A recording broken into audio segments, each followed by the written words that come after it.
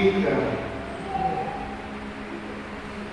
Eu vim do mundo onde eu vivia no mundo das drogas, da bebida, e o Senhor me tirou desse mundo para poder hoje estar aqui, glorificando e testemunhando. Eu cheguei a um ponto onde por 4 anos eu morei na rua como mendigo, comendo comida no lixo, pedindo comida nas casas, dormindo em casa velha, suja, abandonado em praças. Tive 3 anos dentro de uma prisão, tive umas 5 internamentos em casa de recuperação. Faz 6 anos que eu estou livre da cocaína, do crack, da bebida, para a honra e glória do Senhor. Eu sei de onde o Senhor me tirou. Eu cheguei num ponto onde minha família, todo mundo me desprezou, mas o Senhor não me desprezou. E para isso eu estou aqui hoje, para glorificar esse Deus. Hoje eu tenho uma esposa maravilhosa, tenho minha casa, tenho respeito, tenho minha vida, e eu agradeço tudo a Deus. Escapei da morte várias vezes, tiro, facada, muitas coisas, mas o Senhor, quando Ele nos escolhe, como Ele escolheu você, Ele nos guarda e nos protege. Amém? Glória a Deus. Nesta noite, irmão, vamos meditar na palavra que fala sobre, onde a Bíblia nos relata sobre Agar, Abraão e Sara. Todos os irmãos já devem conhecer a história de Abraão.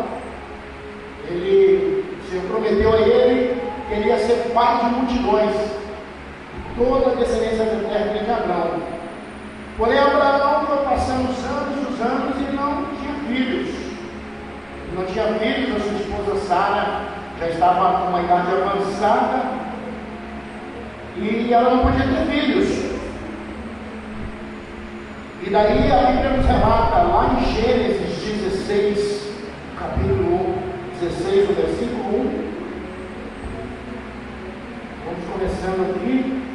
A palavra nos relata assim. Eu vou ler em espanhol, porque a minha Bíblia em português está vindo no Brasil, não chegou ainda. Igual e essas pequenininhas não enxergam, então. Mas a palavra de Deus diz assim, no capítulo 16, lá de Gênesis: Sarai, mulher de Abraão, não lhe dava hijos, e ela queria uma serva egípcia, se chamava Agar. Dijo entonces Sarai a Abraão: já vês que Jehová me ha hecho estéril. Ruego pues que legues a mi sierva, quizá tendré hijos de ella. E atendeu a Abraão el ruego de Sarai. Então aqui nós vemos que Abraão, Sarai estéril, não podia dar filhos a Abraão. Mas mesmo o Senhor tendo, pode sentar, fica à vontade. Mesmo o Senhor tendo dado uma promessa para Abraão, eles não creram, faltou um pouco de fé. A Sara chegou no ponto, ela falou: já estou velha, não vou poder te dar filhos. Se deita com a minha serva para que ela possa te dar filhos. Esse foi um grande erro. E a nossa vida é assim, muitas vezes nós não cremos, não temos paciência para esperar as promessas do Senhor e tomamos atitudes que mais tarde vão nos prejudicar. Por quê? Porque já vamos estar continuando. Na nossa vida, às vezes, nós temos uma promessa do Senhor e nós queremos que ela cumpra do dia para a noite, só que o Senhor não trabalha assim. Talvez o Senhor ainda não tinha dado o filho a Abraão, a Sara, porque ele não estava preparado. Antes do Senhor te dar o que Ele prometeu, Ele vai te preparar primeiro. Ele vai te capacitar no seu primeiro. Só que nós, muitas vezes, queremos fazer o trabalho de Deus. Queremos tomar a frente de Deus. Tomamos decisões, escolhemos pessoas para estar ao nosso lado, que não são de Deus. E nesse caso, a Sara não esperou o que ela fez. Colocou uma mulher no relacionamento dela. E dando quantidade, a gente pode ficar sentado, irmãos. A palavra nos diz que, lá no versículo 10, aleluia, 10, lá no versículo 4, fala assim: e ele, Abraão, se legou a Agar, a qual concebeu, e quando viu que havia conseguido, mirava com desprezo a sua senhora. Então ali Sara arrumou um problema para ela sozinha. Sozinha ela arrumou um problema, porque quando Agar concebeu um filho, ela começou a se achar mais do que a própria Sara. A nossa vida muitas vezes é assim, irmãos. Nós tomamos atitudes e depois queremos culpar as pessoas, queremos culpar o pai, culpar a mãe, culpar a sociedade, culpar o pastor, culpar o irmão que está ali. Mas muitas decisões que nós tomamos são de nós mesmos erradas, porque não cremos na palavra de Deus, porque não esperamos o tempo de Deus. O que nós temos que aprender é esperar o tempo de Deus. Às vezes demora 1 ano, 2 anos, 4 anos, 5 anos, porque Deus é Deus, Ele sabe a melhor hora. Muitas vezes a gente pensa, Deus esqueceu de mim. Não, Ele está preparando, Ele está te preparando. Aí a gente continuando sobre o relato da história, lá no capítulo 21, quem quiser acompanhar, pode ficar sentado, gente. No capítulo 21, versículo 8 em diante, eu vou ler com vocês aqui rapidamente. E cresceu el niño, foi destetado, e hizo Abraão um grande banquete, no dia que foi destetado a Isaac. Então você vê que logo depois, aliás, 14 anos depois, quando Ismael já tinha 14 anos, depois de 14 anos, a promessa de Deus se cumpriu na vida deles. Depois de 14 anos, e a gente às vezes vai esperar um mês, 1 ano. Você vê que para a promessa do Senhor se cumprir na vida de Abraão foi 14 anos. Mas após 14 anos, o Senhor deu um filho para Sara. E esse filho se chamou Isaac. E aqui então a palavra nos diz aqui: cresceu o ninho, e foi destetado, e hizo Abraão um grande banquete, o dia que foi destetado Isaac. E viu Sara, que é filho de Agar, uma egípcia, el qual esta lhe havia dado a luz a Abraão, se burlava de seu filho Isaac. E portanto dijo a Abraão: echa a esta sierva e a su hijo, porque é filho de esta sierva, não há de heredar com Isaac meu filho. Este título pareceu grave de uma maneira a Abraão, a causa de seu hijo. Então dijo Deus a Abraão: não te parece grave a causa do muchacho e de tu sierva, e em todo o que difere Sara, ouve sua voz, porque em Isaac te será chamada descendência, e também del hijo de la sierva haré una nación, porque és tu descendiente. Então Abraão se levantou muy de manhã e tomou pan e molho de água, e lo dio a Agar, poniéndole sobre su hombro, e lhe entregou al muchacho, e la despediu. E ela saiu e andou errando por el deserto de Berseba. E le faltou el agua del odre, e echou al muchacho debaixo de um arbusto. E se foi e se sentou em frente, a distância de um tiro de arco, porque dizia: não verei quando el muchacho muera. E quando ela se sentou em frente, el muchacho alzó su voz e llorou. El muchacho alzó su voz e llorou. E oyó Dios la voz del muchacho, y el ángel de Dios le llamó a Agar desde el cielo. Y le dijo: ¿qué tienes, Agar? No temas, porque Dios ha oído la voz del muchacho donde está. Levántate, alza al muchacho e sosténgalo con tu mano, porque yo haré de él una gran nación. Entonces Dios le abrió los ojos y vio una fuente de agua, fue lleno el odre de agua, y dio de beber al muchacho. Dios estaba con el muchacho, y creció y habitó en el desierto, y fue tirador de agua, y habitó en el desierto de Parán, y su madre le tomó mujer de la tierra del Egipto. Amém? Aqui nós vemos então, irmãos, que a decisão de Sara de não esperar a promessa do Senhor, ela entregou a sua serva para ter um filho com Abraão. Porém, depois de alguns anos, isso trouxe problemas.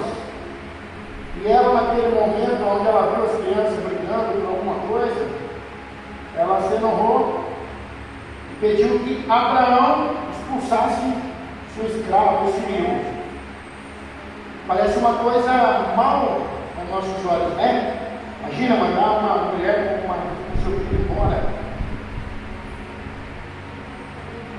Porém, Deus falou com Abraão: não temas, faça tudo o que sabe dizer, porque ele é teu filho, eu vou também fazer dele uma grande nação. Então, Abraão, quando despediu ela, ele despediu sem medo, porque Deus já havia falado com ele que ia fazer uma grande nação. E ele simplesmente ouviu a voz de Deus, né? Então, o que nós podemos hoje refletir sobre isso? Que quando as coisas vão mal, muitos querem sair do deserto, mas não conseguem, culpam aos outros. E assim como eu falei, na nossa vida muitas vezes nós culpamos as pessoas por nossos erros, por nossas fraquezas. Aí o filho não estuda, aí ele culpa o pai e a mãe por não ter uma boa educação, porque não pôde se formar. O marido, às vezes, ele consegue ir adiante com a esposa com o marido. Nós sempre estamos buscando a culpa em alguém, nós nunca queremos assumir a nossa culpa. Porém, quando nós assumimos a nossa culpa, aí nós abrimos nossos olhos. Eu digo assim, quando eu era mais jovem, eu já tenho 50 anos, mas com 14, 15 anos, eu fui num casamento onde meu pai se separou da minha mãe, muito novo, eu tinha 6 anos. Então eu culpava meu pai, culpava minha mãe porque eu não tinha uma família como eu via meus amigos dele. E ali eu fui crescendo rebelde, até que aos 14 anos eu fugi de casa. Ao fugir de casa, eu não procurei estudar nem trabalhar, eu procurei o mundo. No mundo só aprendi o que não servia. E aí culpava minha família, culpava a sociedade pelo meu fracasso. Até que um dia, quando eu conheci o Senhor, eu vi que tudo depende de mim, das nossas escolhas, das nossas decisões, a amizade que você escolhe, o namorado que você escolhe. Hoje, por exemplo, uma moça está dentro de casa, está cansada de ouvir o pai e a mãe falar, ou está lá para chegar, aí ela se apaixona pelo primeiro e sai de casa, vai lá morar junto. Hoje não tem casa na maioria das pessoas. Aí daqui a pouco está lá, ela com 2 filhos, 3 filhos, já marcada com o marido. Porque ela não botou na mão de Deus, ela não teve um discernimento. E a mesma coisa, nós ficamos aqui, às vezes escolhemos más amizades, aí nós fazemos alguma coisa, mas foi meu amigo, não, você que escolheu, você tem a opção de dizer não, você tem que saber falar não. A minha vida só ficou melhor, sabe quando? Quando eu aprendi a dizer não. Não para mim, primeiramente, para minha vontade, porque muitas vezes nós temos pensamentos, desejos que não convêm. Como o apóstolo Paulo fala, né? Tudo é permitido, mas nem tudo me convém. Então a gente tem que aprender a dizer não para a gente, primeiramente, e para os outros. Porque muitas vezes nós queremos dizer não para um amigo, ele chama, vamos dar lugar, não vamos. Aí você briga com a esposa, aí acontece qualquer coisa, fala não.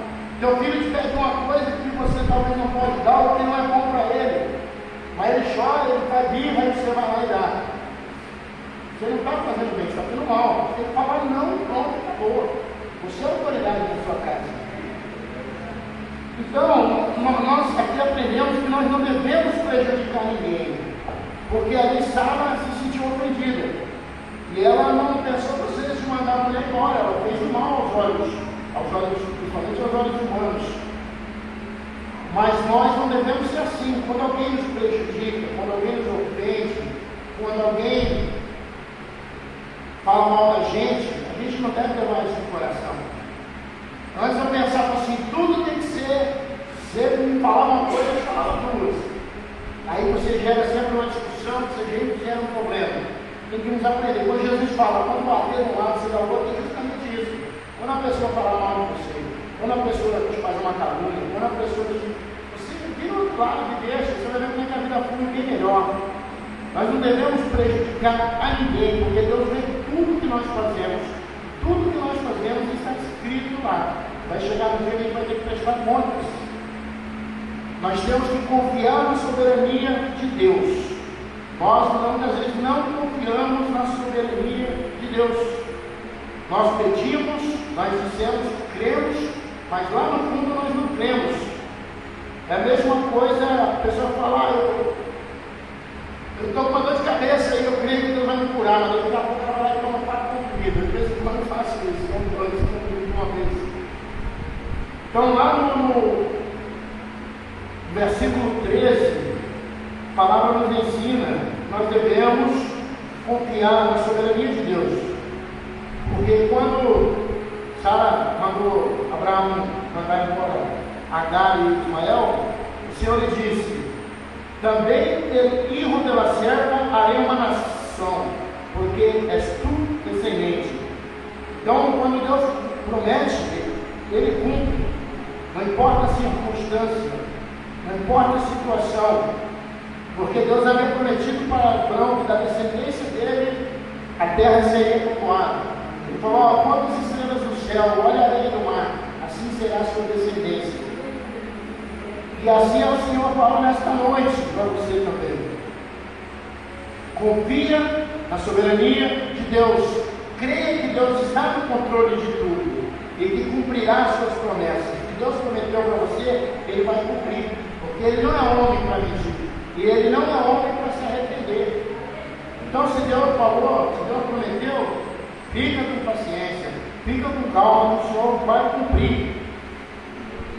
Lá no versículo 16, diz que ela se foi e se sentou em frente, a distância de um tiro de arco, porque descia: não verei quando el muchacho muera. Aqui nós vemos que ela já desistiu, ela desanimou. Ela falou: meu filho vai morrer, eu não tenho mais água. Ela se pôs a distância, aqui fala de um tiro, né, de arco. E segundo os teologias, historiadores, seriam mais ou menos 100 metros. Então ela deixou o filho dela numa sombra, debaixo de um arbusto, saiu 100 metros longe, porque ela não queria ver o filho morrer de sede e nem de fome. Ela desistiu, simplesmente. Ela pensou: agora acabou, terminou tudo. Nossa vida muitas vezes é assim, nós pensamos: terminou, acabou.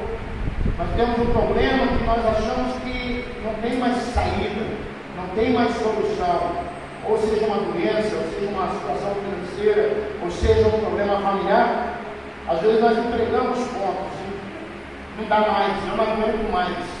Foi o que ela fez ali. Porém, olha aí, ela desistiu. Nós não devemos desistir. E o muchacho, que era o filho de Ismael, el muchacho alzó su voz e lhe orou. Alzou su voz e lhe orou. Disse, ele, então, na hora que ele viu que ele estava ali sem água, ele não pensou em morrer, ele pensou em Deus, ele creu em Deus. E ele levantou a voz e clamou a Deus e chorou a Deus. Na nossa vida nós temos que fazer a mesma coisa, clamar a Deus. Quando nós temos um problema, temos que clamar a Deus, chorar na presença de Deus. Às vezes você chora porque eu tive pessoas, não estou dizendo a gente, por exemplo, a pessoa chora porque o futebol, o time perdeu, chora porque perdeu o namorado, perdeu a namorada. Nós temos que chorar para Deus, porque quando nós choramos para Deus, o Senhor se compadece de nós. Nós temos que chorar aos pés de Deus. Muitas vezes, muitas pessoas têm um problema, chega no vizinho, conta o problema, chega no trabalho, conta o problema, para pessoas que não vão resolver nada, para pessoas que muitas vezes vão sair falando da tua vida, expondo você mais ainda, fazendo você passar vergonha. Se você tem um problema, fala com Deus, é Deus e você, é você e Deus. Fala para Deus, chora no pé de Deus, porque quando você chora no pé de Deus, Ele vai te ouvir. Ana, quando chorou nos pés do Senhor, lá quando teve um filho, Deus atendeu. Todos aqueles que choram, na Bíblia fala que chorou na presença de Deus, foram atendidos nas suas petições. Porque o Senhor conhece o nosso coração, o nosso quebrantamento. Muitas vezes nós podemos falar, é isso, aquilo, eu faço, eu sou, mas é Deus que conhece o meu coração, é Deus que conhece o teu coração, e Deus sabe quando você é sincero, quando você é verdadeiro, Ele sabe a tua necessidade. Então nós temos que erguer a voz, clamar a Deus, se desmanchar, se derramar na presença de Deus, como lá no Salmo 126, a palavra nos diz ali, aleluia, glória a Deus, Salmo 26, versículo 5, os que sembraram com lágrimas, com regozijo cegarão, irá andando e orando, é que leva a preciosa semilha, mas volverá a venir com regozijo, traindo suas gavilhas. Aquele que semeia chorando no reino de Deus, vai colher alegria, e vai voltar contente, porque o Senhor faz isso na vida do crente. Como aquele hino, Márcio Nascimento, chora, é vitória, vai gemendo, quem chora, quer vitória, vai chorando, geme, chora, levante as mãos, receba a bênção nesta hora, é só pedir, mas vai chorando, geme, chora, para sempre chorar nas vezes. Eu antigamente era assim, eu tinha um problema, eu chegava no boteco, chegava no bar, eu contava para todo mundo o meu problema, e as pessoas ficavam rindo, burlando de mim. Então nós temos que chorar nos pés do Senhor. O Senhor é que conhece a tua necessidade, o Senhor é que conhece o teu coração. Muitas vezes a gente conta para uma pessoa nossos sonhos, e a pessoa fala, mas isso não vai dar certo. Fulano fez, fulano tentou, não deu, não vai dar certo. Te desanima do teu sonho. Você fala, eu quero ir para um lugar, eu vou fazer uma viagem, eu vou abrir uma empresa, eu vou... Não, limpa, você não vai conseguir, isso aí, você vai subir. Assim são as pessoas.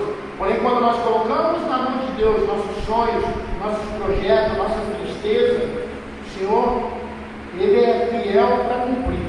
Amém? Glória a Deus. Aleluia.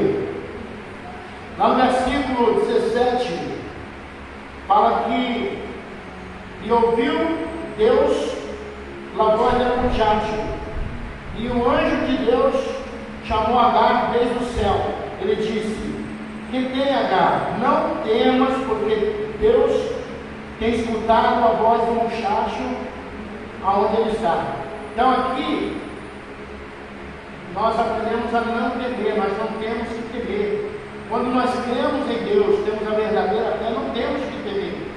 Nós temos que enfrentar o medo, porque Deus fala, não temas, confia em mim. Então, você não precisa ter medo.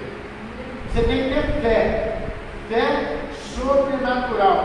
Porque sem fé, a palavra nos diz que é impossível agradar a Deus. O próprio Abraão que nós estamos aqui falando, ele foi o pai da fé. Por quê? Você imagina, ele esperou quase 100 anos para ter um filho. Quando ele teve um filho, o filho dele estava já grandinho, Deus pediu para ele sacrificar seu único filho. Você imagina, Abraão esperou uma vida para ter um filho e depois Deus impediu seu filho. Mas ele em nenhum momento ele deixou de escutar a voz de Deus. Ele teve fé. Ele pegou seu filho, pegou os seus servos, suas mulas, colocou a lenha, tal, preparou tudo para o holocausto. Chegou lá e falou para o seu servo: espera aqui que eu e o menino vamos adorar a Deus. No caminho o menino falou: pai, estou vendo a lenha, estou vendo tudo, mas cadê o cordeiro? Imagina ele olhar para o filho dele e falar, pensar, é você que vai ser sacrificado. Mas eu acho que ele, no coração dele, eu creio que ele já, a fé dele era tanta que ele sabia que Deus ia prover de alguma forma. Quando ele amarrou seu filho naquele altar para ser sacrificado, quando ele foi sacrificar, a voz do anjo falou: opa, para aí, olha para trás, estava lá o cordeiro para ser sacrificado. Então você imagina a fé de Abraão, porque se alguém pedir hoje para mim matar meu filho, se alguém pedir para você matar seu filho, você vai? Não vai. Então você imagina a fé de Abraão, e essa fé que nós temos que ter, porque o milagre só acontece através da fé. Se a gente não tiver a verdadeira fé, a genuína fé que tem lá de dentro do coração, da alma, o milagre não acontece. Muitas vezes as coisas que nós pedimos não vêm porque falta fé. Falta fé de nós mesmos. Nós precisamos ter mais fé, buscar cada dia mais a presença de Deus e ter mais fé. Lá no capítulo, no versículo 18, levanta-te, alça ao muchacho e sostê-lo muito bom, porque a ele é uma grande nação. Levanta, levanta, levanta e ergue a cabeça, vai em frente, porque Deus está contigo. Deus aqui, Ele está prometendo para lá, para ela, para H. Mas aqui, trazendo para nós, Deus está falando hoje para você: levanta-te, porque eu estou contigo. Não importa a tua luta, a tua tribulação. Eu não conheço você, não sei o seu problema, não sei o que você está passando. Talvez você não tenha problema nenhum também. Glória a Deus, melhor ainda. Mas continua firme. Levanta-te e anda, porque o Senhor é contigo. Glória a Deus. E ela então se levantou. E Deus abriu os olhos. E ela viu uma fonte de água. E ela encheu o seu odre e deu de beber. Nós temos que abrir os olhos para ver o impossível. Muitas vezes nós não vemos o que Deus faz na nossa vida, os pequenos livramentos, as pequenas coisas, porque nós miramos com os olhos carnais. Mas quando nós abrimos os olhos espirituais, a gente vai poder ver que Deus tem dado livramento para mim, para você, para nossos filhos, para nossos parentes. Tem provido, olha, mesmo com a pandemia, com as crises que está no mundo inteiro, tenho certeza que todos nós estamos bem alimentados, temos a comida em casa, temos a condição de estar vivo. Só de você respirar, abrir os olhos pela manhã, já é um motivo de grande alegria. Nós vivemos aqui no Paraguai, um lugar tão abençoado. Se você for ver, há lugares do mundo que não tem água. Há lugares que nessa hora estão jogando bomba, atirando um no outro. Lá na África, crianças morrendo de fome. Você vê lá no Brasil, você vai para a Colônia, no centro da cidade, o povo tudo trocado. E nós aqui vivemos no paraíso. Nós já estamos aqui no paraíso. Temos água, temos comida, uma terra tudo de planta dá. Então, às vezes nós não agradecemos a Deus pelas pequenas coisas que nós temos. Às vezes nós queremos muito e não conseguimos, porque se nós não valorizamos, se eu tenho esse copo de plástico, se eu não valorizo ele, como que eu vou valorizar o oceano? A gente tem que valorizar o que temos, que Deus nos dá. Às vezes você pensa que é pouco, mas olha para trás, você vai ver que tem gente que tem muito menos que você. Às vezes você pensa, eu tenho uma doença, mas vai no hospital do câncer, vai ver como estão as pessoas lá, estão muito pior. E Deus tem nos dado, então, uma vitória a cada dia quando levantamos e abrimos nossos olhos. Nós temos que abrir os olhos. Olha, ela estava no meio do deserto, a garra estava no meio do deserto. É impossível ter um poço no deserto. Ela já desistiu. Porém, quando ela abriu os olhos, quando Deus abriu os olhos dela, ela viu o poço. E quando ela viu o poço, ela viu a água. E quando ela viu a água, ela viu a esperança. E nós temos que nessa noite abrir nossos olhos, enxergar o poço que está à nossa frente e termos a esperança. Aleluia! Glória a Deus! Lá no versículo 20, José estava com o muchacho e cresceu e habitou no deserto, e foi tirador de árvore. E habitou no deserto de Parã, e sua madre lhe tomou uma mulher da terra do Egito. Então, ele no deserto, ele se fortaleceu. No deserto, ele treinou e virou o melhor arqueiro. E nós, às vezes, também, Deus nos coloca no deserto para a gente se fortalecer. Nós temos que passar pelo deserto para chegar na terra prometida. Às vezes, a luta que você passa, para Deus ser glorificado. O deserto que você está passando, é para Deus te honrar depois, quando você atravessar o deserto. Deserto não é morte. Deserto não é morte. Aqui você vê que o Ismael sobreviveu ao deserto e se tornou o melhor arqueiro. Então ele treinou, ele se aperfeiçoou a viver naquela vida. Então nós temos que treinar para a batalha, para quando a gente vencer uma batalha, a gente continuar vencendo. Como que a gente vai treinar para a batalha? Nossa batalha é espiritual. A palavra fala que a nossa luta não é contra a carne nem sangue, mas contra os principados e potestades espirituais. Então nós temos que treinar através da oração, através do amor ao próximo, através do jejum. Nós temos que estar treinando para a batalha. E aí nós temos uma luta, nós vencemos essa batalha, conquistamos o que queremos, descansamos. Mas não, nós temos que continuar cada dia mais se preparando, porque virão muitas batalhas. As batalhas que se vive a vida. Muitas pessoas vão nas igrejas, vão no pastor, vão e buscam alguma coisa. Já passou comigo. Quando consegue, não volta mais. Muitos vêm na igreja hoje porque está com o casamento destruído, está desempregado, está com uma doença, está com problema na família. Porém, quando ele alcança o que ele veio buscar, muitas vezes ele esquece de voltar na casa de Deus. Ele esquece de continuar agradecendo. Aí não volta mais. E se a gente não tiver todo dia se exercitando, como vamos vencer as batalhas que vão vir?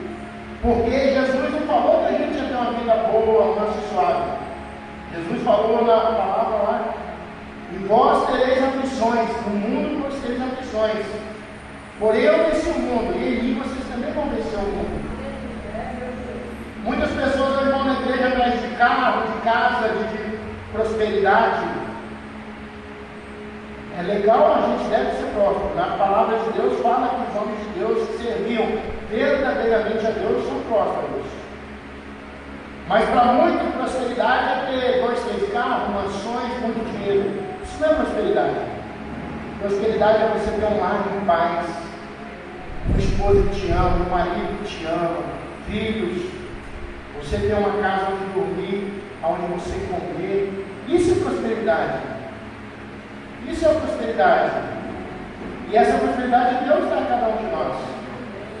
E as pessoas vão em busca de riqueza, riqueza, riqueza. Quando eu morrer, eu não vou levar nada, nem essa roupa que eu estou vestindo. Então por que a gente... Não é errado você querer. Você pode trabalhar, você pode estudar e adquirir o que você mereceu com o teu esforço. Mas muito hoje quer fazer barganha com Deus.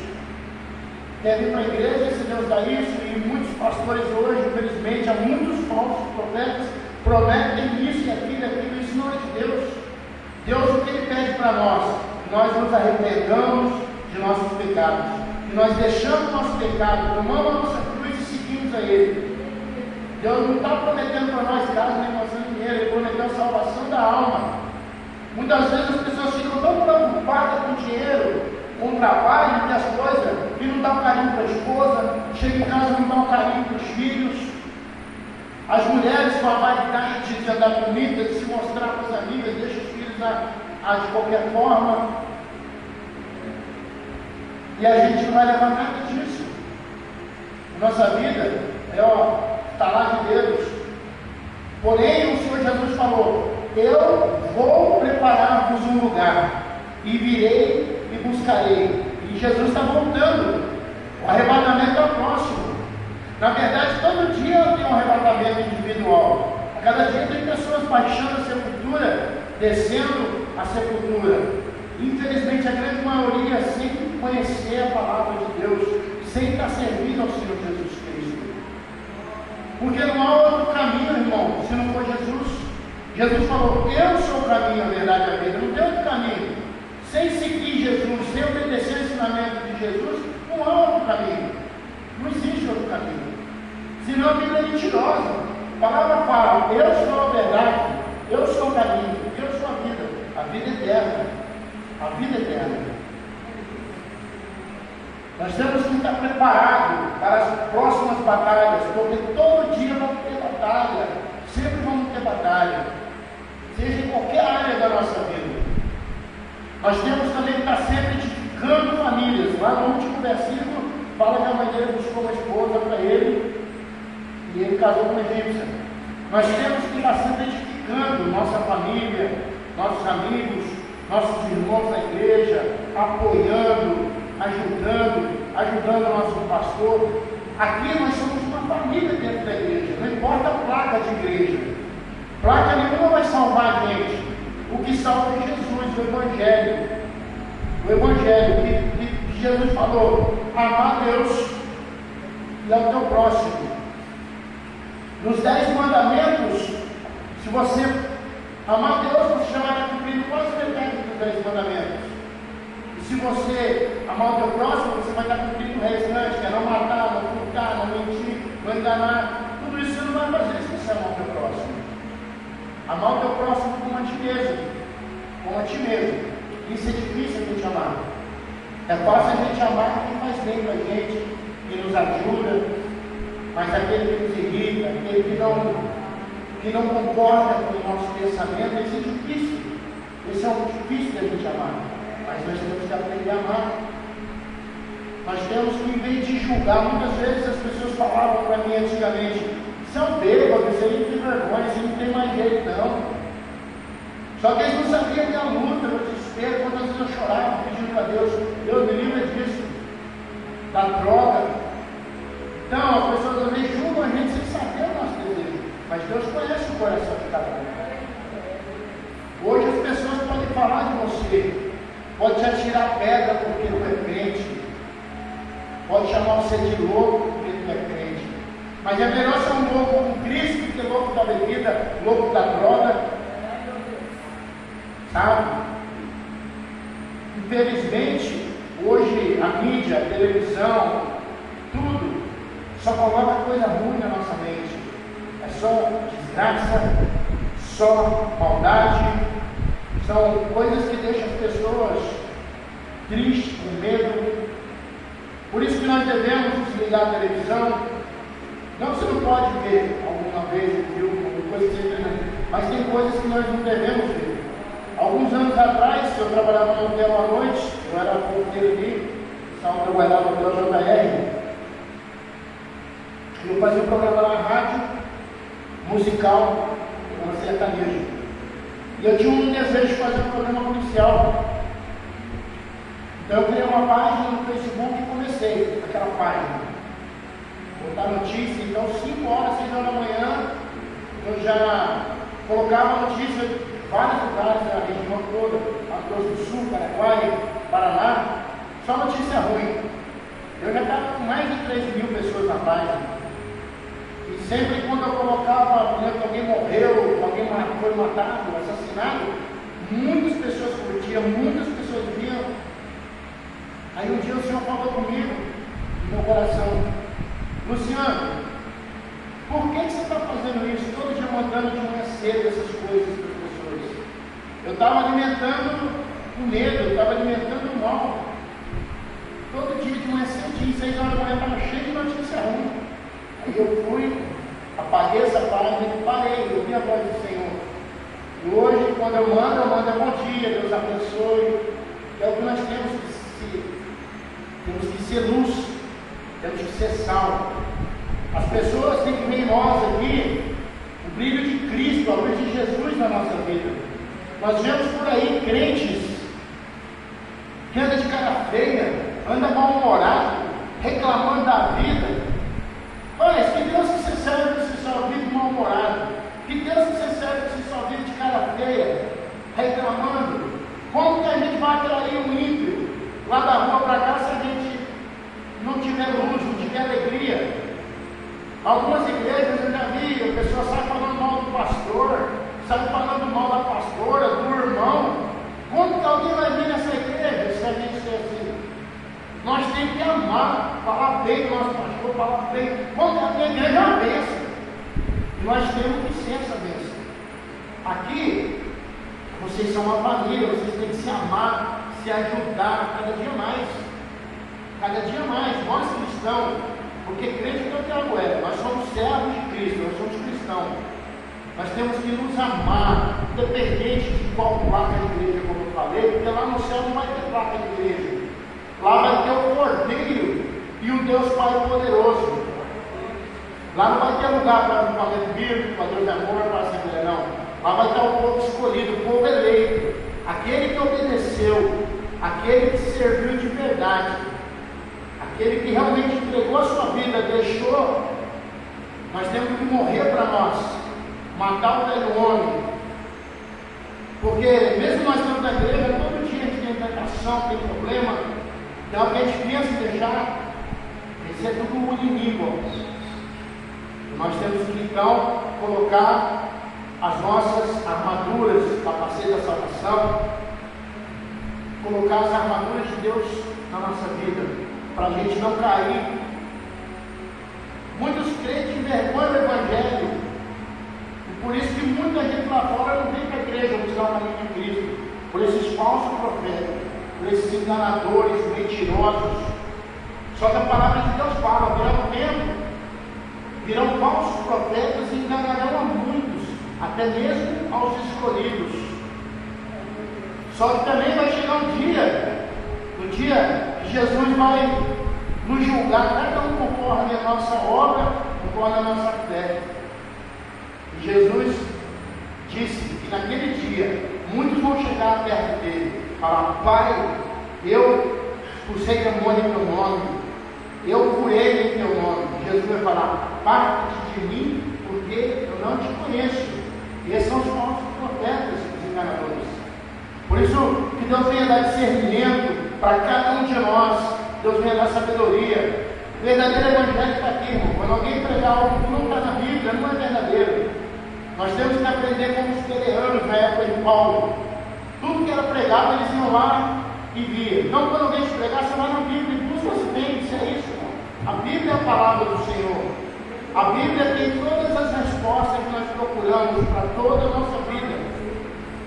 As pessoas procuram autoajuda, procuram psiquiatra, psicólogo, sendo que todas as respostas estão aqui.